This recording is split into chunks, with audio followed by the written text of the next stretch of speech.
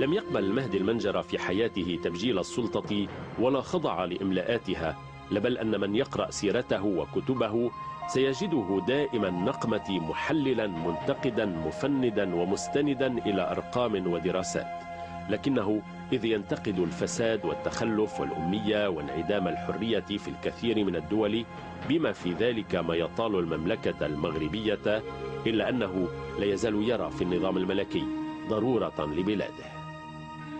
أظن أن ضرورية كمؤسسة، أولا لأن لها تاريخ، ثانيا أن رمز الملكية في البلدان كلها هو للإجماع والجمع الرأي العام، وأظن أن أحسن طريقة لحصانة هذه الملكية أنها تكون ملكية دستورية، وأن الدستور على الطريقة الإسبانية، لأن الدستور يأتي من لجنة منتخبة من الشعب وليس من الفوق، من المخزن أو العرش لا، هذا سيعطي قوة أكثر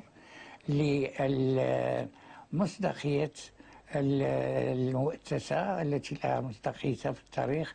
ولا أرى في الظروف الراهنة أو القريبة المستقبل القريب أي حل آخر، لأن اللي أخشاه هو الأنظمة العسكرية، والوجود ملكية هو ضمانة لمواجهة هذه الإمكانيات. ما هو دور الأحزاب في المملكة؟ يعني حضرتك طبعا تضع مرارا الإصبع على جروح إذا صح التعبير هذه الدولة، من وضع اقتصادي، من وضع حرية، ولكن ما دور الأحزاب تحديدا؟ الأحزاب شيء ضروري في أي ديمقراطية، ولكن هل تمارس دورها فعلا هنا اليوم؟ أنا أظن أنها لم تمارس دورها، لأن